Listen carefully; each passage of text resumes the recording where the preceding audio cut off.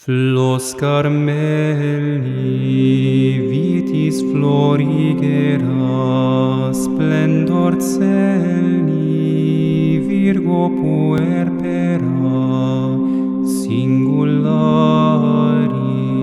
Mater mitis et virinescia, Carmelitis esto propitia. Voilà, bonsoir à tous et à toutes. Pour ceux et celles que je n'ai pas salués tout à l'heure parce qu'ils n'étaient pas encore arrivés. Donc, ce soir, c'est moi qui vais vous parler, Madame de la Chanonie étant occupée, ne pouvant pas assurer l'exposé de ce soir. Donc, je lui ai proposé de la remplacer pour donner quelques aperçus, si vous voulez, pratiques des applications de tout ce qu'elle nous a enseigné jusqu'ici. Alors,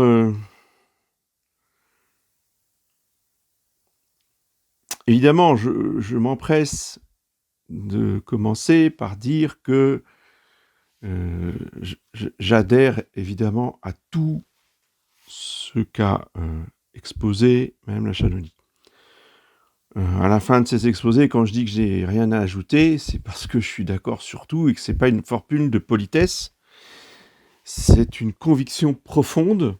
Et d'ailleurs, je vais vous en donner la preuve ce soir, puisque donc je vais un peu reprendre ces principes pour faire mes propres commentaires, mais qui iront exactement dans le même sens qu'elle.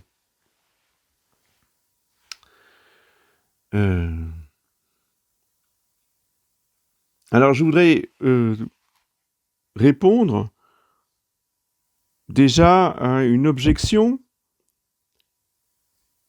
que je comprends tout à fait et qui est une bonne objection. C'est pas parce que on émet des réserves ou on a un avis différent. Dans ces choses-là, tout n'est pas tout blanc, tout n'est pas tout noir. On est dans l'action concrète.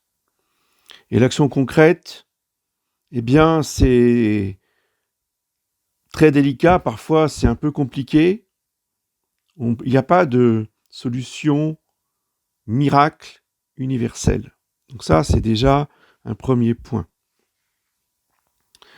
Simplement, justement, moi, je veux apporter, si vous voulez, un complément afin de renforcer les propos et, je dirais, la fermeté de Madame la Chanonie.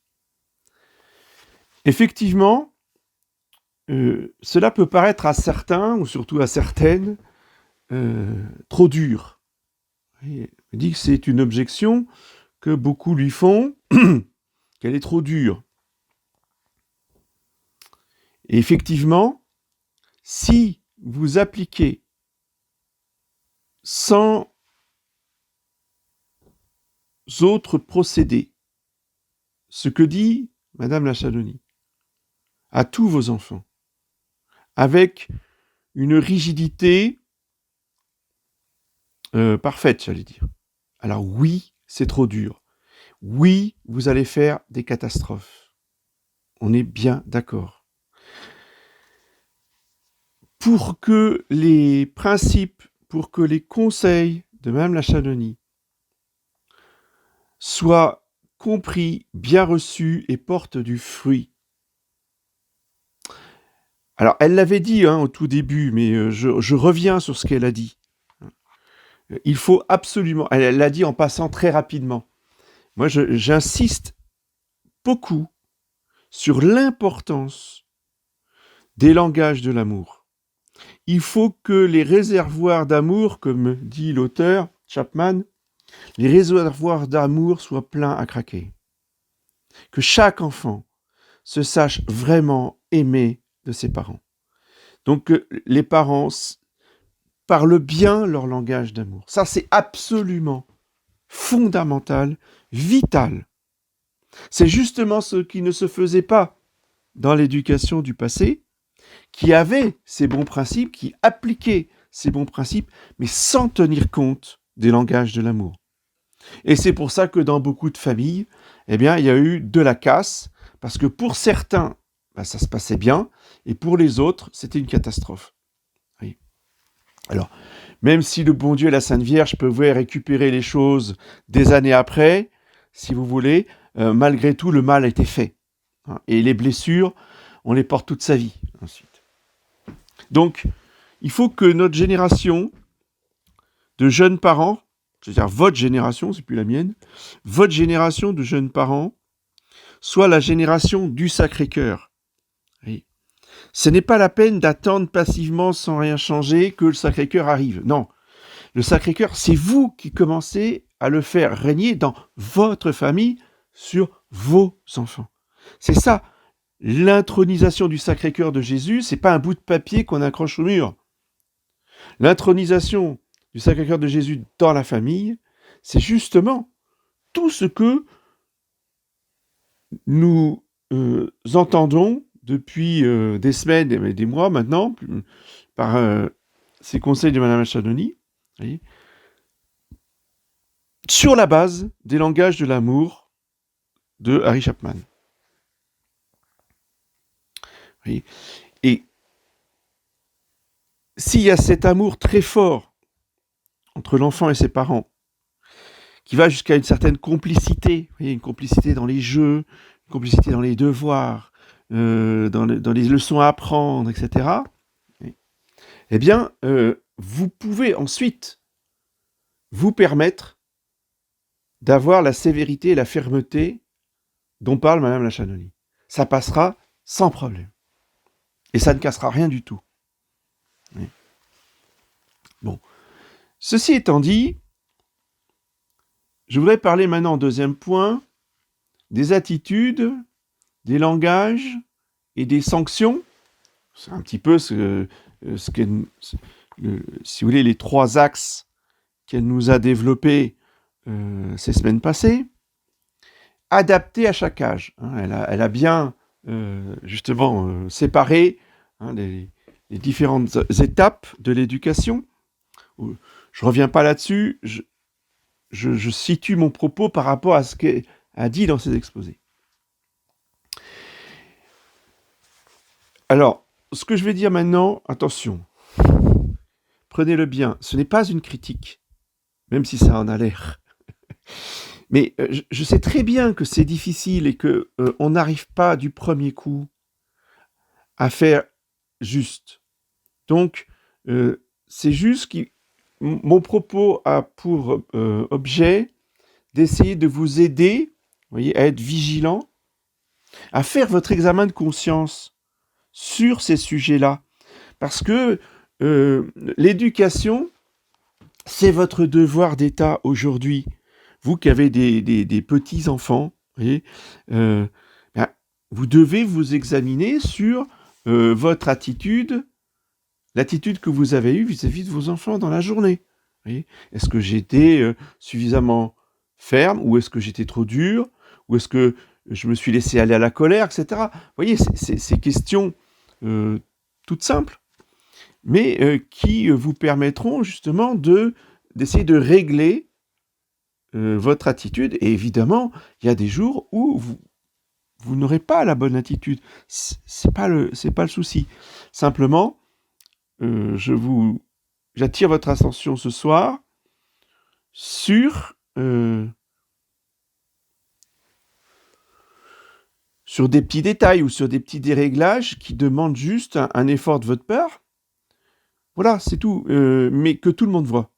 Tout le monde voit. Pourquoi je dis ça? Alors là, je m'adresse, si vous voulez, spécialement aux fidèles de ma chapelle et de l'école Saint-Expédite, mais j'ai eu des échos de personnes. Donc, ce que je vais vous dire, c'est l'observation de grands-parents.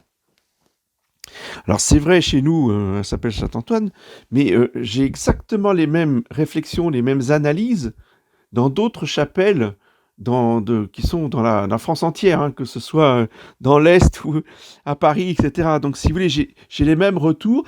Donc ce n'est pas vous qui êtes visé spécialement, particulièrement et pas les autres, non. Tous les jeunes parents de toutes nos chapelles ont les mêmes problèmes que vous. Donc ce n'est pas du tout quelque chose de particulier, c'est, si je peux m'exprimer ainsi, l'air du temps. Si vous voulez, on est dans un contexte difficile parce que nous ne respirons pas l'équilibre de la vertu catholique.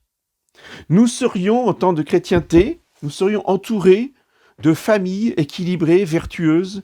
Nous serions entourés d'un clergé séculier, d'un clergé régulier, de moines, de religieuses, avec des couvents partout, qui nous donnent les exemples de vie vertueuse,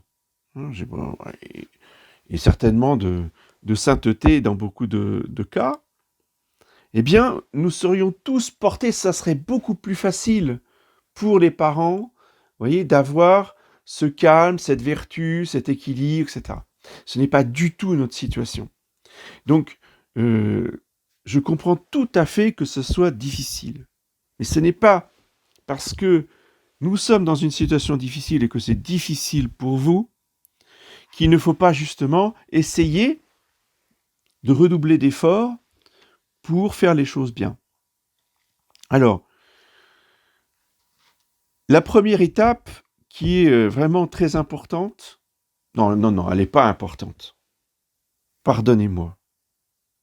Elle n'est pas importante. Elle est juste vitale. Oui. C'est-à-dire que si vous loupez la première étape, qui est de 0 à 7 ans, vous avez tout manqué. Comme dirait le père Caillon, à 7 ans, un enfant est achevé d'imprimer. Donc, ce qui n'a pas été fait jusqu'à 7 ans ne sera jamais fait, ou avec beaucoup de difficultés, et sera toujours fait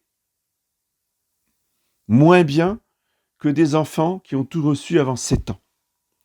Donc, je ne veux pas non plus vous mettre une pression terrible sur les épaules. Attention, vous êtes responsable jusqu'à 7 ans. Bon, on se calme, on reste détendu. Hein, ça ne sert à rien de se crisper ou de se terroriser ou de se mettre des pressions pas possibles. Il faut juste avoir conscience qu'il est fondamental de faire de son mieux,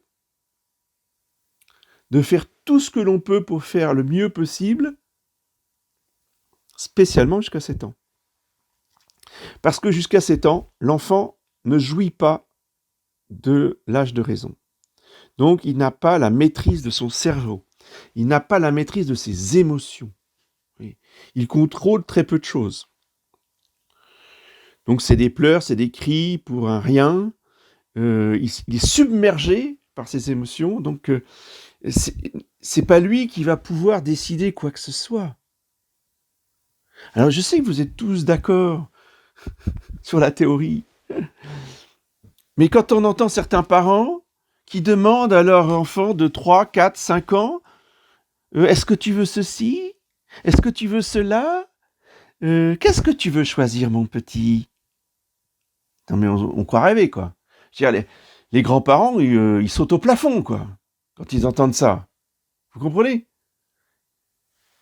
Et c'est normal. Il faut que vous compreniez qu'un enfant, jusqu'à 7 ans, il n'y a pas de discussion, il n'y a pas de négociation, il n'y a pas d'explication. Il n'est pas capable de les comprendre. Alors, cessez vos explications. Il n'a pas le cerveau développé de l'âge de raison. Alors, ne lui demandez pas de choisir quoi que ce soit. Ne lui demandez pas de faire des choix qu'il est incapable de faire. Les choix qu'il fera seront nécessairement déraisonnables puisqu'il n'a pas l'âge de raison. C'est pas difficile à comprendre, ça. Et je sais que vous le comprenez. Alors pourquoi, après, demander à vos enfants de 3 ans, de 4 ans, de 5 ans, est-ce que tu veux ça ? Est-ce que tu veux ça ? Non. Tu prends ça. Tu fais ça. Tu manges ça. Et tu discutes pas. Je veux pas. Tu veux pas, très bien, ben, tu vas te coucher, t'as pas mangé. Tant que tu mangeras pas ça, t'auras pas à manger. Tu redescends demain matin, t'auras ça à manger au petit déjeuner. C'est comme ça que faisaient nos anciens. Oui. C'est comme ça qu'on éduque des tout petits. Oui. C'est pas, oh mon pauvre chéri, tu n'aimes pas ça, alors on enlève. Mais ça, c'est une catastrophe. Ça, le problème des parents qui font comme ça, c'est qu'ils sont en train de détruire complètement le caractère de leurs enfants, qui vont devenir des capricieux, qui vont devenir des prétentieux, qui vont devenir des orgueilleux. Vous voyez ? Qui ne voudront plus obéir sans discuter, sans arrêt. Alors, déjà que quand on les éduque comme ça à l'adolescence, c'est la bagarre, mais alors vous imaginez, si on les habitue dès la petite enfance à tout discuter ou à choisir ou à donner leur avis, parce que leur demander de choisir, c'est leur demander de donner leur avis, je suis désolé, jusqu'à 7 ans, ils ne donnent jamais leur avis. On se fiche de leur avis. Ils font ce que papa ou maman a dit, point, sans discuter. Si vous voulez une image actuelle, les parents avec les enfants de 0 à 7 ans, c'est 49-3. Ça vous parle, ça? Il n'y a pas de discussion, on passe en force. Et tu te tais. Surtout, tu te tais. Voilà.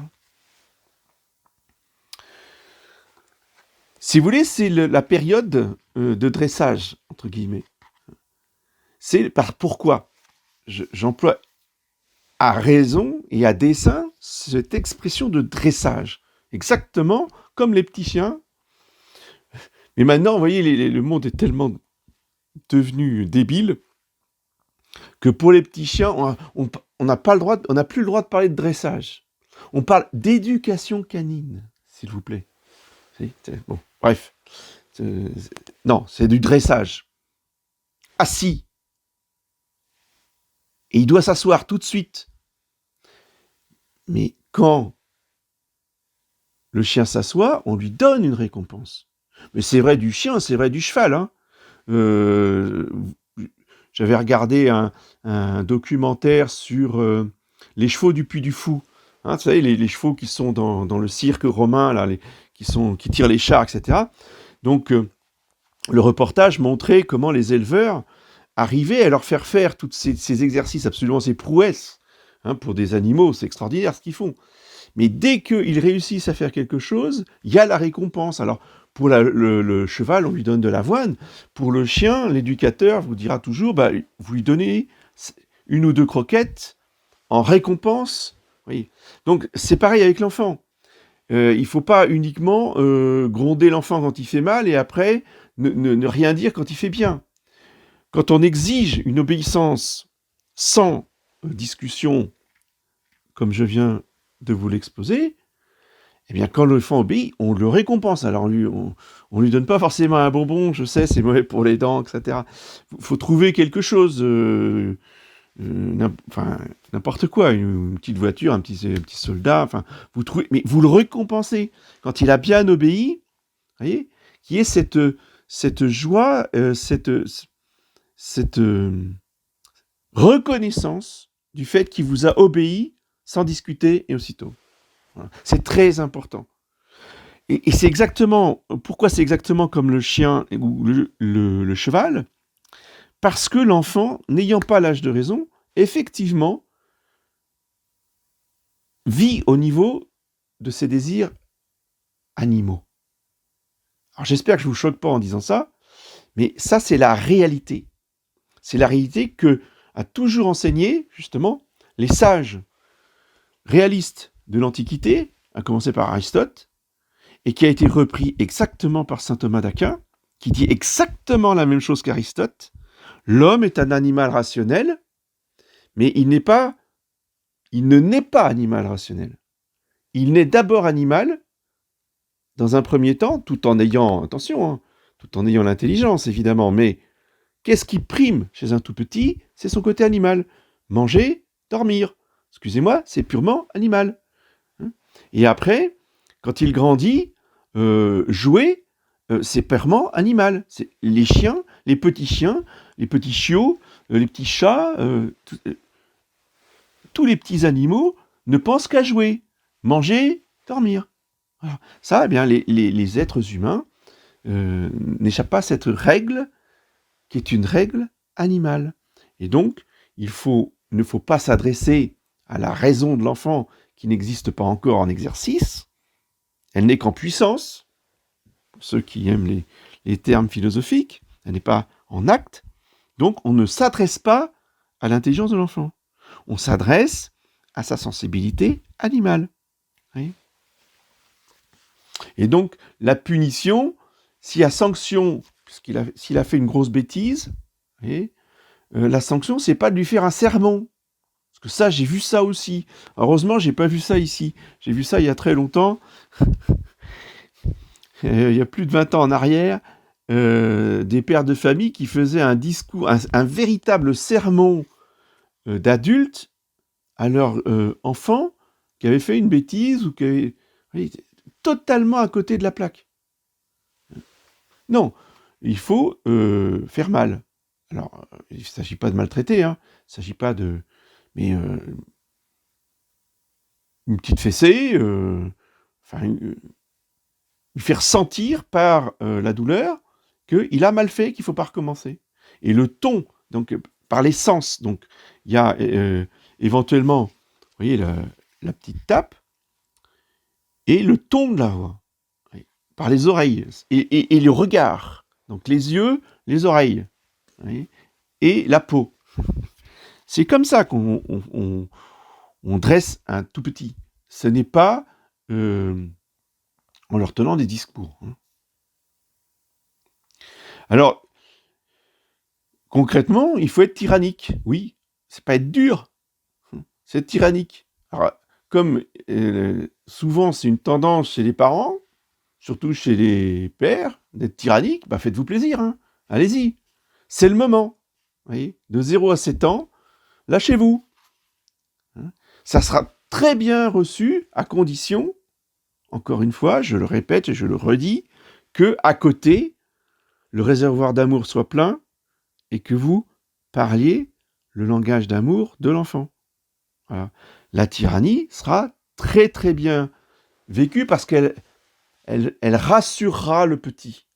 Et ils aiment beaucoup les tyrans, les petits, que ce soit les profs à l'école, les institutrices ou les instituteurs à l'école, ou que ce soit les parents à la maison, ça les rassure, même si, évidemment, ça leur fait pas toujours plaisir. C'est pas pour ça qu'ils vont pas pleurer, etc. Mais au moins, ils vont être rassurés. Alors, utiliser cette autorité, ce 49.3, si vous voulez, pour leur apprendre la vie sociale. Et, bon, avec vous, il n'y a pas trop de soucis, hein. Ils vont vous dire bonjour le matin, ils vont venir vous dire bonsoir le soir, quoique, bon, il faut aussi se bagarrer, forcément, hein. Mais il faut aussi le faire, et d'être aussi strict qu'avec vous-même à la maison, il faut le faire avec les personnes à l'extérieur. Et ça, malheureusement, j'ai le regret de vous dire que vous manquez de fermeté, vous manquez de volonté pour imposer à vos enfants de dire bonjour, de dire au revoir, de dire merci, etc. Enfin, tout ce que vous leur imposez, vous, dans la politesse familiale, il faut aussi l'imposer aux personnes extérieures, à la chapelle, ou même dans les commerces. Bonjour madame, merci madame, au revoir madame, quand on va à la boulangerie, etc. Mais a fortiori quand on est à la messe. Vous voyez, surtout, et leur apprendre et leur dire, surtout avec les personnes âgées, parce que les plaintes viennent particulièrement de là. Vous voyez, les personnes âgées vivent très mal que les enfants jouent autour d'elles sans jamais les saluer, sans rien leur dire, comme si elles n'existaient pas. Vous voyez, Il faut leur apprendre à respecter les personnes âgées, hein, à leur dire bonjour, même tu les connais pas, mais c'est pas grave. Elle vient à la messe, tu la vois à la sortie de la messe, et ben tu dis bonjour madame. Et puis tu vas jouer avec les autres après. Voyez. Donc ça, c'est le rôle des parents. Hein. C'est extrêmement important. Et je profite justement, pourquoi j'ai voulu vous parler ce soir, parce que j'ai pas voulu le dire en sermon devant les enfants. Là, je m'adresse uniquement aux adultes qui m'écoutent. Comme ça, vos enfants n'entendent pas. Mais au moins, je vous demande de faire un effort là-dessus. Vous voyez ? C'est vraiment important. Parce qu'autrefois, justement, on avait ce sens-là. Et ça n'a rien à voir avec la religion. Hein. Et c'est pas parce qu'on est non unakum et qu'on est les meilleurs que, humainement parlant, on est les meilleurs. La preuve, c'est que si on néglige ce côté-là, eh bien, on devient pire que des païens qui apprennent à leurs enfants à être polis et à dire bonjour et au revoir, etc. Et s'il vous plaît à tout le monde, même aux gens qu'ils ne connaissent pas. Voilà. Deuxième étape, de 7 à 15 ans. Alors là, c'est complètement différent parce que, évidemment, l'intelligence se développe, l'âge de raison arrive, et là, on ne peut plus se comporter comme des tyrans, comme on le faisait dans les âges précédents. Il faut être très progressif. Bon, alors après, en plus, il faut s'adapter aux enfants. Tous les enfants ne sont pas aussi rapides. Même dans une fratrie, vous en avez qui sont beaucoup plus lents, qui mûrissent moins vite. Vous en avez d'autres qui sont très rapides. Donc, bon, aux parents de savoir adapter à chacun, mais petit à petit, progressivement, il faut expliquer les choses, donner des explications, et là, plutôt de 7 à 10 ans, quand l'adolescence n'est pas encore là, vous voyez, et que ce que dit papa, c'est parole d'évangile, et ce que dit maman est aussi très important, et doit être, maman a dit, c'est tout, c'est comme ça, et les enfants ces petits-enfants sont convaincus, et si vous voulez, ils adhèrent joyeusement, encore, pour quelque temps, ça ne va pas durer à ce que leur disent les parents. Donc, et là, il faut donner le maximum d'explications. Parce que les principes qui ont été imprimés par, la tyrannie, je n'ai pas peur du mot, par le dressage, vous voyez, vont pouvoir maintenant se développer par la raison. Et donc les explications, c'est, alors évidemment à leur niveau, hein, c'est pas des explications sur les grands principes de la vie, hein. C'est sur leur jeu, sur leur repas, etc. Leur montrer les conséquences de leur attitude, de leur choix, etc. Leur dire, bon, voilà, tu ne veux pas faire ça, qu'est-ce que ça va entraîner, hein? Prends conscience des conséquences que ça va avoir, parce que eux, d'eux-mêmes, ils vont pas y penser. Mais c'est justement toute la beauté des parents de pouvoir aider l'enfant à réfléchir rapidement.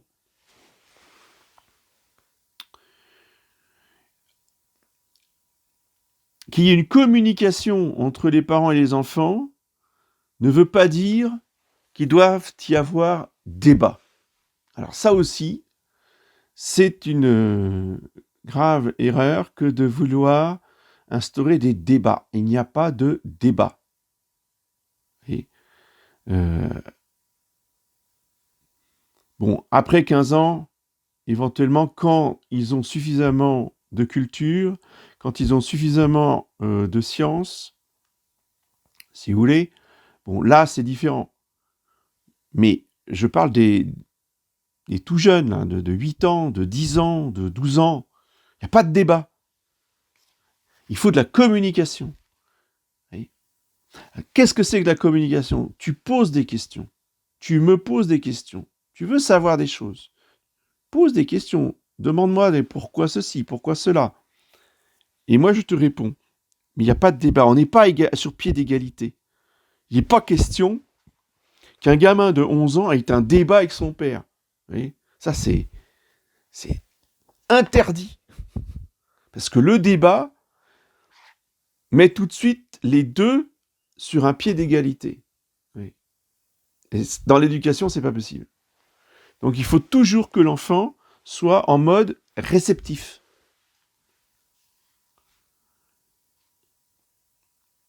Ensuite, donc ça c'est pour l'oral,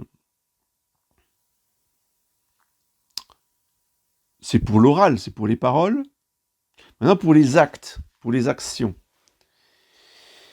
C'est l'âge où, alors très progressivement, vous voyez, mais déjà, 8, 9, 10 ans, après, encore une fois, ça dépend des enfants, mais il faut peut-être plus aider les uns et plus laisser de liberté aux autres, mais de toute façon, il faut qu'ils commencent à faire l'apprentissage de l'exercice de leur liberté et surtout de commencer à avoir le sens des responsabilités.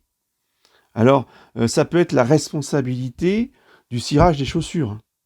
Oui, c'est de cet ordre-là. Il ne s'agit pas de leur donner des responsabilités incroyables. Des petites responsabilités dans la maison, des responsabilités sur le ménage, des responsabilités, vous voyez, voilà, ce qui est fait à l'école, hein, le tour de service, etc. C'est très bien. Donc ça, il faut le généraliser, autant que faire se peut, vous voyez, et donc sanctionner une fois que le travail est fait. Ça veut dire que pendant que le travail est fait, on laisse les enfants tranquilles. Oui, mais ça va être mal fait. Eh bien, ça sera mal fait. Quand l'action sera terminée, vous montrerez à l'enfant, t'as vu le résultat? Non mais, je t'ai laissé un quart d'heure, t'as vu le résultat? Et là, vous sanctionnez, vous faites refaire. Bon, très bien. Je sais pas moi, tu vas pas aller jouer dehors avec les autres. Puisque tu as mal fait ton travail, tu recommences tout. Tant que c'est pas bien fait, tu n'iras pas dehors avec les autres. Voilà, exemple. Il n'y a pas de violence, il n'y a rien, mais il y a sanction. Mais la sanction, elle ne vient qu'une fois que le délai que vous avez donné est terminé. Pour lui dire, et vous lui montrez bien, je t'ai fait confiance. Je t'ai donné 10 minutes, j'ai pas regardé ce que tu faisais ou ce que tu faisais pas. Mais maintenant, tu me montres que tu n'as pas bien utilisé le temps que je t'ai donné. Donc tu vas refaire et je te redonne, je sais pas, moi je te redonne 5 minutes et je reviens dans 5 minutes. Je reste pas à regarder. Dans 5 minutes, quand je reviens, tu auras bien fait le travail. Vous voyez ? C'est comme cela que on éduque la responsabilité des enfants. Et quand les parents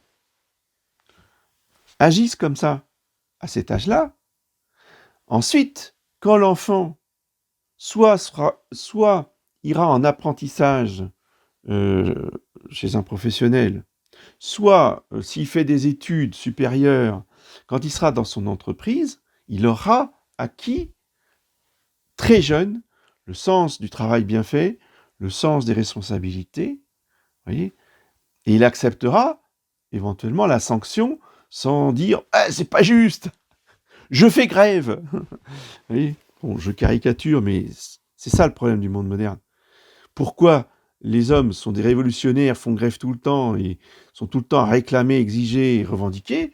Parce qu'on les a habitués, petits, à ne pas subir la sanction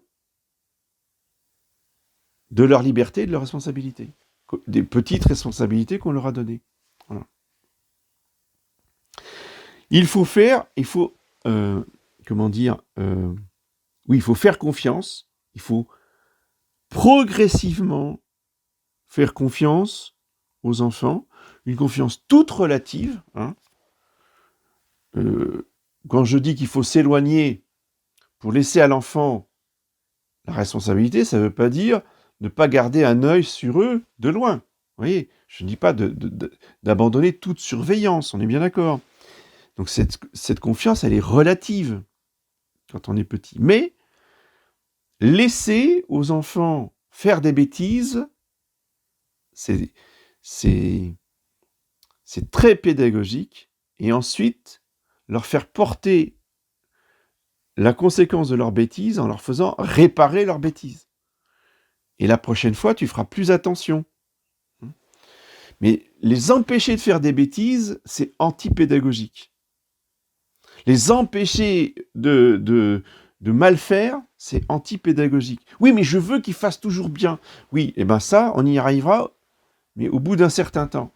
Il faut d'abord qu'ils comprennent, qu'ils fassent l'expérience de l'échec, qu'ils fassent l'expérience de se tromper, qu'ils fassent l'expérience de leurs erreurs et qu'ils en tirent les leçons. Oui. Parce que toute la vie, adulte, c'est ça. Ceux qui ont réussi dans la vie, ce sont ceux qui ont fait beaucoup d'erreurs. Ce sont ceux qui se sont beaucoup trompés. Oui.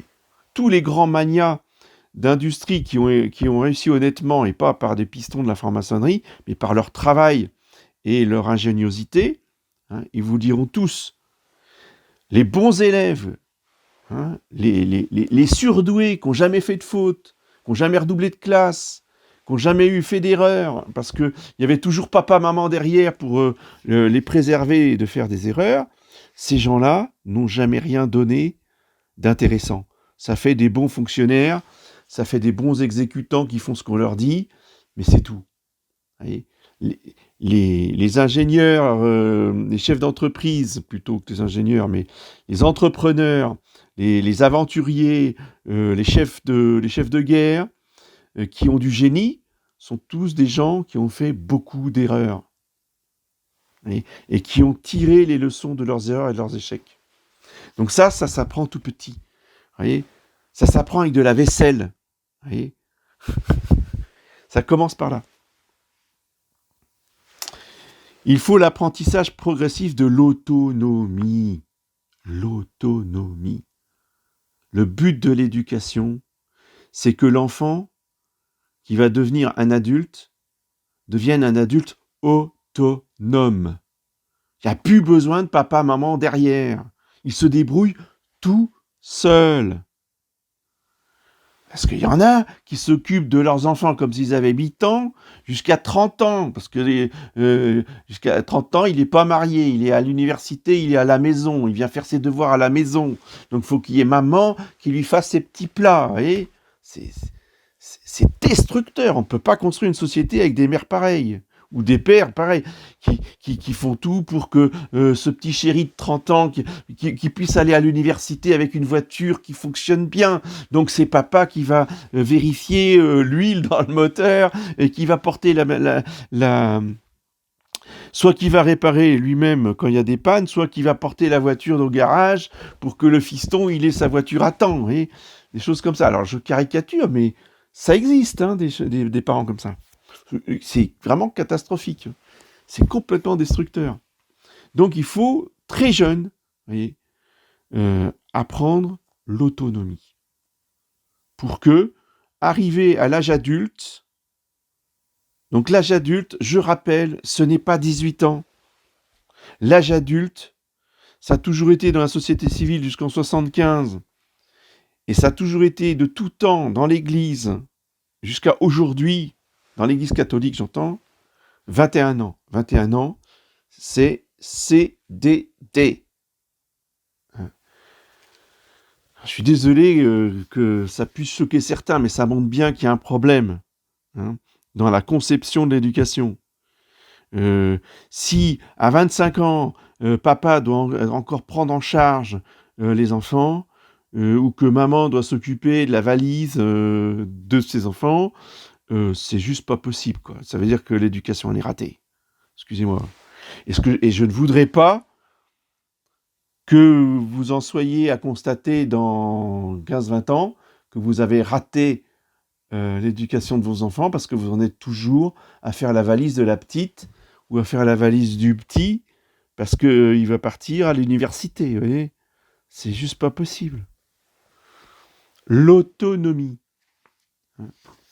Donc déjà, même à 17 ans, on ne s'occupe plus de ses affaires. Il doit se gérer tout seul. À 17 ans, il n'a pas besoin de maman pour aller acheter ses livres scolaires. Excusez-moi. On a sa liste, on est tout à fait capable d'aller dans les librairies pour avoir les livres scolaires, etc., etc. L'autonomie. Ensuite, de 15 à 20 ans, alors là, c'est les jeunes, enfin, c'est les ados, les très, très jeunes, oui, les jeunes adultes ne sont pas encore autonomes, mais c'est déjà dans leur tête des adultes, et il faut les traiter comme tels. Alors, ils doivent savoir gérer, ils doivent avoir appris dans les années précédentes à gérer leurs relations et leurs amitiés. Ça, c'est fondamental. Si vous voulez, la perte, vous entendez bien, alors sauf miracle, encore une fois, je veux dire, oui, mais moi, je me suis converti après. Oui, d'accord, très bien. Ça, je suis d'accord, le bon Dieu s'occupe de tout le monde et peut récupérer. Je ne parle pas des exceptions. Je vous parle de la règle d'une famille catholique. C'est de ça dont on parle. Donc, dans une famille catholique, les enfants doivent avoir appris, bien avant l'âge de 20 ans, à choisir bien leurs amis, à avoir des relations, et pas des amitiés, avec des personnes, ou avec des camarades, si vous voulez, avec qui ils sont obligés d'avoir des relations parce que on les croise à l'école, parce qu'on les croise au travail, parce que on les croise à l'entreprise si on est dans l'apprentissage, etc. Donc tout ça, ça doit avoir été appris avant de vivre les situations. Vous voyez ? Parce qu'à cet âge-là, c'est fini. Papa va pas intervenir chez le patron pour dire écoutez monsieur, là, vous avez des employés, vous avez des apprentis qui font du mal à mon fils. Donc là, je viens, il faut faire quelque chose. Non, c'est pas possible. Le garçon, il règle ses problèmes tout seul. Et s'il faut qu'il se bagarre physiquement avec ses collègues parce qu'il y a des problèmes graves, il faut qu'il se défende et qu'il défende ses biens ou qu'il défende son honneur ou qu'il défende... c'est pas papa qui va venir casser la figure à l'apprenti ou au collègue de travail. Vous comprenez ce que je veux dire? Il faut vraiment que l'autonomie soit de tous les aspects, y compris physiques. D'où l'importance aussi des sports de combat. C'est l'âge où on doit savoir se battre et se défendre et défendre sa famille.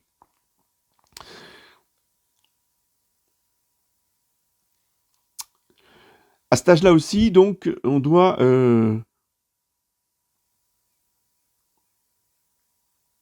avoir de la maturité. Alors, ce qu'on me dit aussi des adultes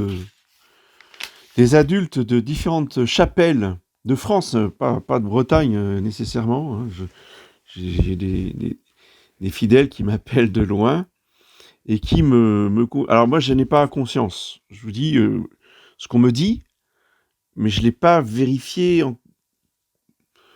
personnellement, complètement, au degré où on me le dit. Mais on me dit que spécialement les jeunes hommes, vous voyez, de 25, 30 ans, 35 ans même, parfois, aujourd'hui, ne sont pas matures. Ils sont dans leur tête, ils ont 15 ans dans leur tête. Ils ont 35 ans dans leurs artères, mais ils ont 15 ans dans leur tête. Et ça, c'est dû justement à des problèmes d'éducation, parce que souvent, ces jeunes-là se sont convertis, ils viennent dans nos chapelles, et il y a des lacunes absolument abyssales. Et les lacunes, ce qui n'a pas été justement transmis par les parents très jeunes, fait que les adultes ont beaucoup de mal à mûrir. Vous voyez ?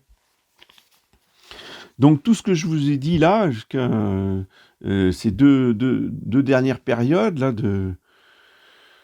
7-15 ans et 15-20 ans est vraiment fondamental pour avoir de jeunes adultes capables de fonder une famille et d'être totalement autonomes et responsables. Oui.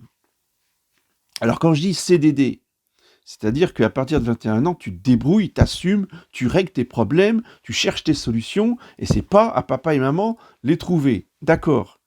Mais ce n'est pas non plus de dire, maintenant, c'est pas un reniement. Attention, faut pas non plus tomber dans l'autre excès. Voyez, bien sûr que les parents ont un rôle très important par rapport aux petits-enfants, d'aider la maman quand elle accouche et pas seulement après l'accouchement, jouer, venir garder les petits-enfants, ça peut soulager les parents, jouer avec les petits-enfants, etc. Bien sûr qu'ils doivent être là, les grands-parents.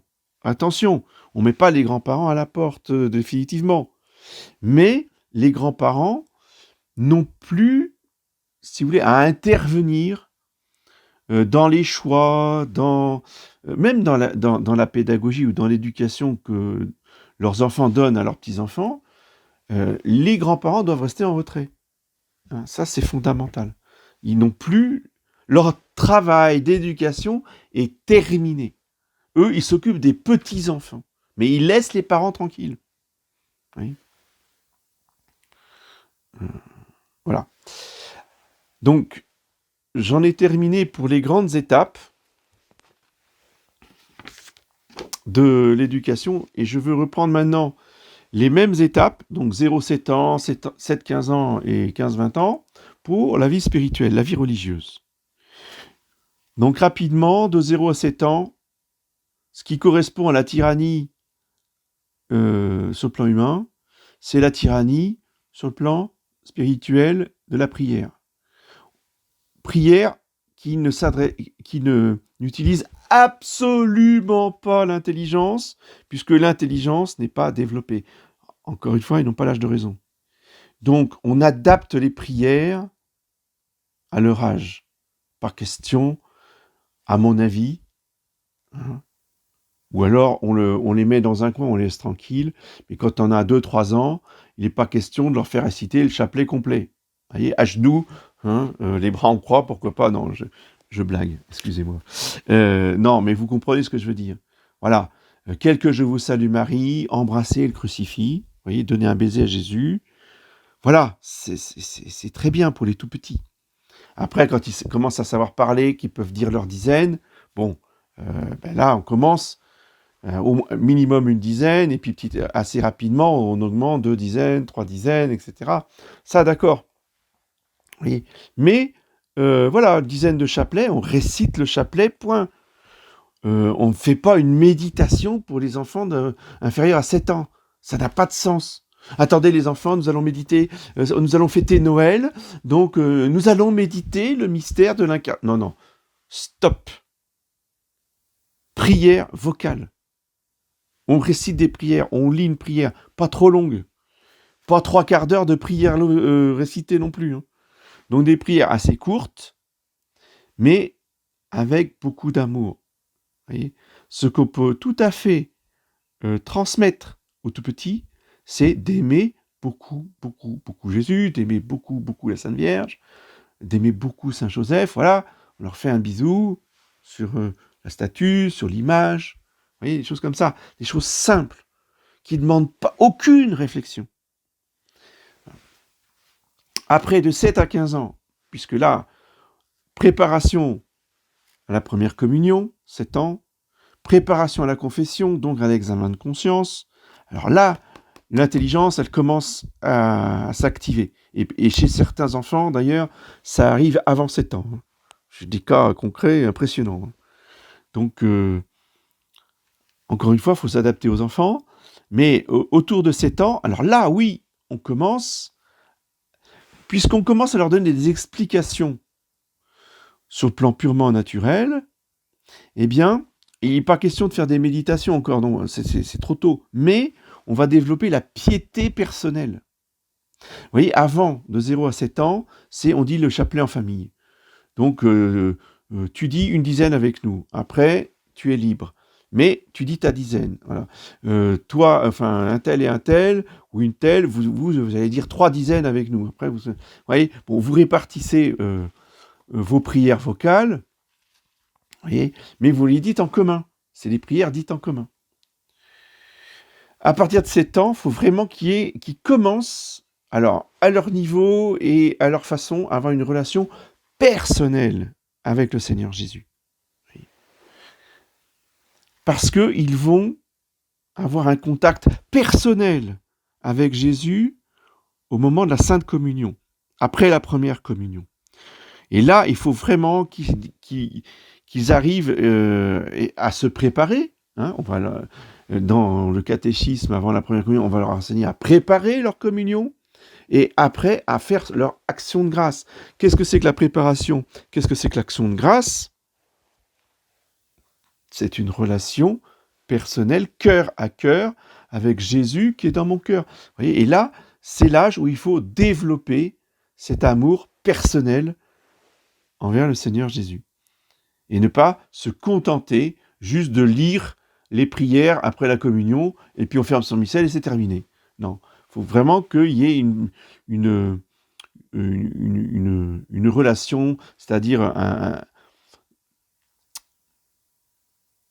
un monologue, parce que évidemment Jésus ne répond pas, mais qu'il y ait une expression personnelle à Jésus qui leur parle de leurs soucis, des soucis qu'ils ont à la maison, des soucis qu'ils ont à l'école, voyez, de leurs prochains examens, de la prochaine interrogation, s'ils ont des problèmes avec l'institutrice ou avec la directrice, ou s'ils sont fâchés avec un frère, tout ça, voilà, il faut leur apprendre à parler de tout ça avec le Seigneur Jésus. Hein. C'est vraiment très important. C'est la période de la croisade eucharistique. Vous voyez, 7 ans, 15 ans, le trésor, leur apprendre à faire les sacrifices. Ça, c'est ma preuve d'amour personnel envers Jésus, c'est que je vais faire les sacrifices. Et le tableau de la croisade eucharistique, voyez, est une aide extraordinaire pour les enfants. Tous ceux qui ont fait la croisade dans leur jeunesse vous le diront. C'est vraiment un moteur puissant pour l'apprentissage à la piété personnelle. Enfin, entre 15 et 20 ans, vous voyez, cette piété personnelle doit déboucher sur le prochain, l'amour du prochain, doit déboucher sur les autres.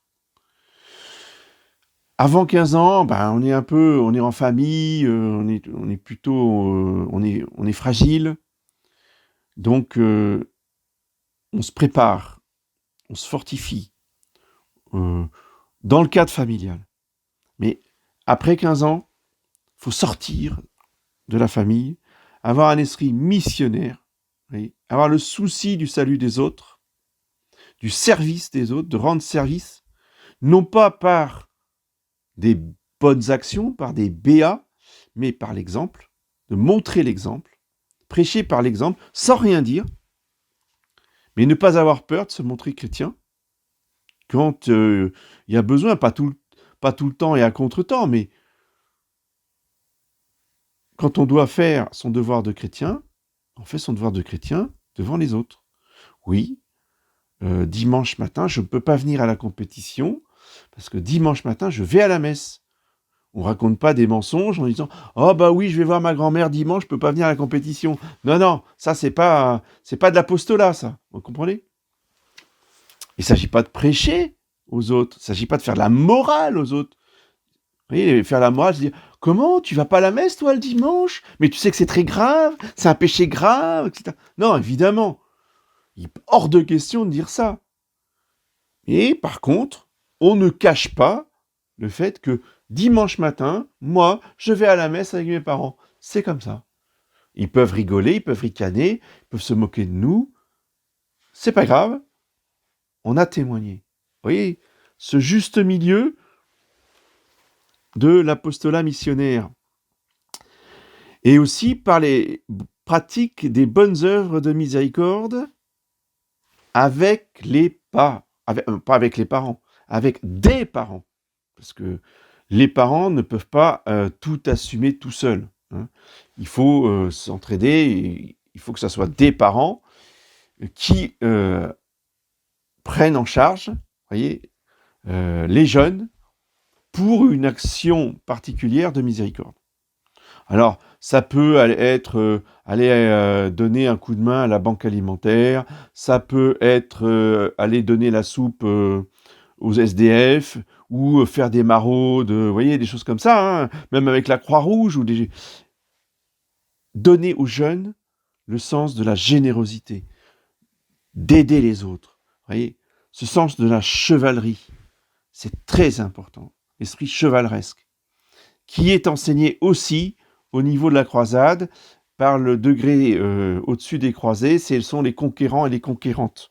Parce que les conquérants pour les garçons, les conquérantes pour les filles. Vous voyez, les conquérantes de la croisade de Jésus-Eucharistie, c'est de faire les bonnes œuvres de miséricorde. Alors, bon, je vous ai parlé là des choses matérielles, corporelles, d'aller donner à manger aux SDF, ou etc., distribuer la nourriture à la banque alimentaire, mais ça peut être plein d'autres choses. D'aller dans des EHPAD pour faire un spectacle, d'une scénette ou des chants même, chanter. Les personnes âgées sont très touchées quand des jeunes viennent chanter pour eux. Vous voyez, des choses comme ça. Et en tant que laïc, bon, avec des religieux, c'est pas possible. Hein, on a essayé, les EHPAD, ils n'acceptent pas. Mais si, il y a que des laïcs, que des enfants entourés de parents, ça peut très bien fonctionner. Voyez, et on n'est pas obligé de chanter des chants pieux, on peut chanter des chants traditionnels, des chants édifiants, je veux dire, on n'est pas obligé de chanter des cantiques, mais vous avez des chants traditionnels qui parlent de la charité, de Jésus s'habille en pauvre, des choses comme ça, c'est magnifique. Et pour des personnes âgées, vous voyez, ça leur parle, ça parle de l'ancien temps. Voilà. Bon, ce sont juste quelques petites idées que j'ai recueillies comme ça. Vous voyez, il est 10h, je ne pensais pas parler autant. Donc, il faut que je m'arrête. Moi qui avais dit que ça serait très court. Et ben voilà. Maintenant, si vous avez des questions, n'hésitez pas, je suis à votre écoute. Flos Carmeli, vitis florigera, splendor celi, Virgo puerpera, singulari. Mater mitis et virinescia, Carmelitis esto propitia, Stella Maris. Radix iesse germinans flosculum, nos adesse tecum in seculum patiari. Inter spinas, quae crescis lilium, serva puras, mentes fragilium, tutelari.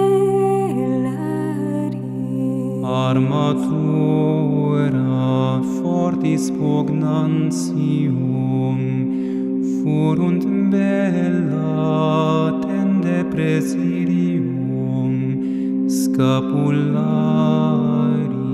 Per incerta prudens consilium, per adversa iuge solatium, largiari.